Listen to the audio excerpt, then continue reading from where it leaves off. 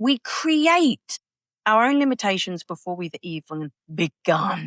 There is magic in the words that we use. Words are spells. So we have to make sure that the words that we say inside our minds, as well as speak out loud, are the ones that we actually want to live. Hey everyone, Carrie Brightwell with the No Bullshit Spirituality podcast. And today I'm actually going to share an example, a working example, something somebody said to me in the gym the other day. And I thought to myself at the time, this is a prime example of how so many of us, myself included, we create our own limitations before we've even begun. So I wanted to just share this example with you and to look at how we might reframe these things in order to get the most out of life, whatever. Anyway, so I went into the gym. It was like 7 a.m. in the morning and my friend came in and she did look tired and she said, bearing in mind, right, this is a CrossFit gym where it's high impact. We're about to do Hyrox. It's really fast paced, right? There's no give, there's no let up. And she goes, I'm just going to chill today. And I'm like, all right. I was like, well, look, rather than saying you're just going to chill, because if she wanted to chill, she wouldn't bloody be there, would she, really? Rather than say you're going to chill, why don't you reframe that and say you're just going to do the best you can today, or you're going to see how it goes. Now, why reframe it? What she'd done was she said, I am going to chill today. She had created an absolute. Like that was it. She was going to chill. There was no room for improvement. There was no room for expansion. She had set a ceiling, a bar, a limitation. So she was telling her brain, this is how far we're going to go today. We're not going to go any further.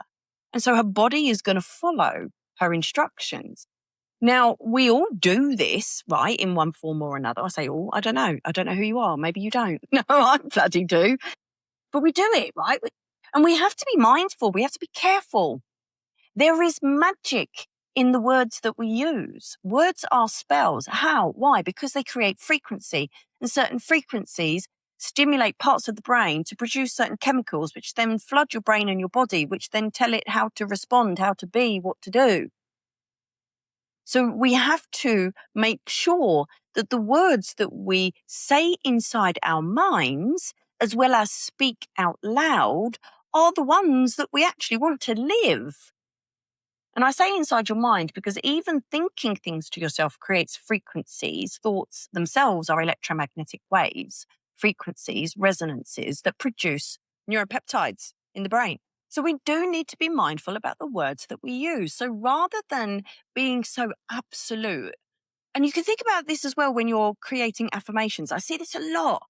When someone is creating or speaking an affirmation, they say, I am rich, or I am doing the best I can.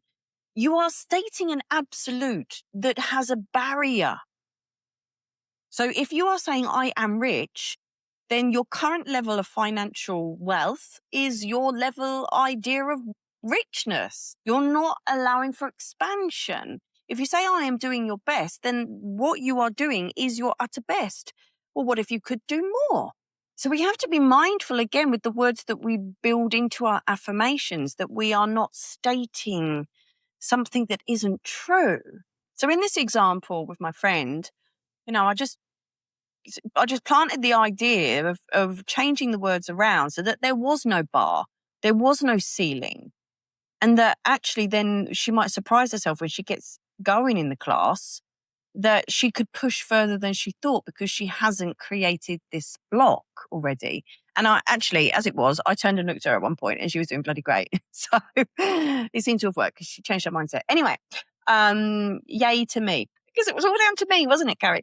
No. But the other thing that comes to mind for me is I always wonder what drives those types of comments. So, for example, she said, I'm just going to chill today.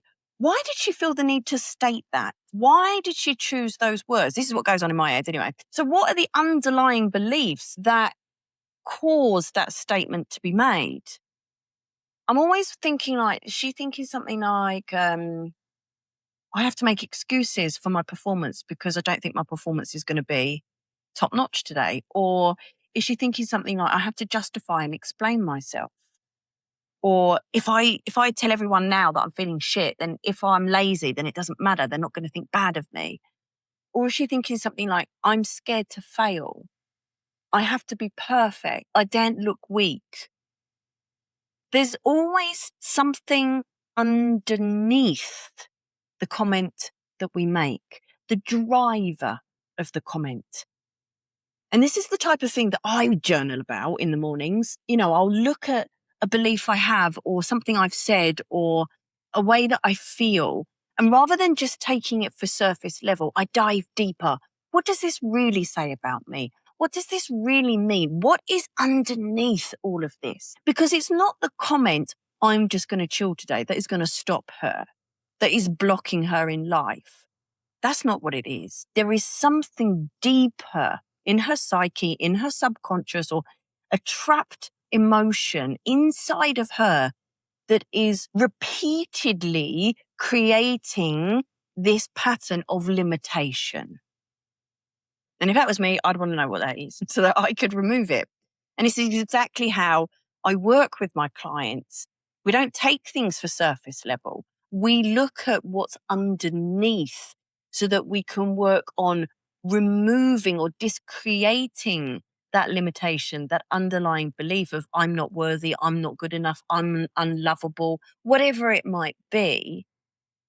Because when you remove that from the unconscious, when you are able to welcome and release that energy that is asking to be refelt and to be released, when you can do that, then you are no longer governed by this trapped energy trying to reassert itself and recreating same of the shit.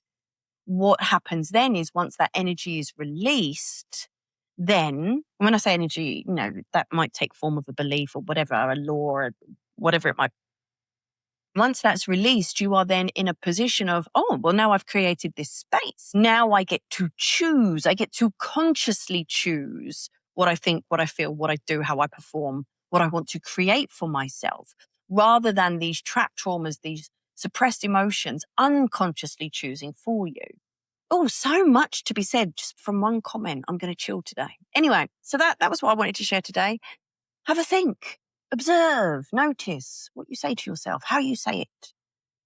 Is there room or opportunity for you to adjust what you say so that you can open your realm of potential and possibility rather than close it down? As always, my friends, anything interesting or inspiring for you today, please do let me know. Give me a subscribe, a like, a comment, whatever. Again, I don't know what platform you're on. I don't know what bells and whistles and buttons and clicks there are. Whatever there is, click them all. Apart from thumbs down. I don't want that one. But if it's a thumbs, I'd rather you tell me if it's a thumbs down. And to help you along with this, I have created a 10-minute meditation that you can actually listen to, follow along to, be guided by my soothing voice to help you connect to these underlying emotions, to see what's really presenting itself that is asking to be felt by you. So head into the show notes, click on the link and download the My Morning Routine. If it's in there, and if it's not, then it will be separated. I don't know. I can't remember how it's going to be. But yeah, download it, have a go. Allow yourself to connect to the energies that are asking to be felt so that they can be released. If I said anything today that was of interest, inspiration, funny, whatever, give me a subscribe if you like, so that you get notified of the next episode. Please do share with a friend if you think that somebody would benefit from hearing this. And if you fancy give me a review or some stars, I would love that very, very much. And as always, if you want to comment, if you want to ask me a question, I do enjoy listening and reading. And if you have any questions at all, or if you want to make a comment, then my inbox is open. Please do send me a message, do send me an email. I'd always love to hear from you. I love to get into conversations. And until next time, I wish you all a wonderful, wonderful rest of your day, my friends. Take care and watch what you say.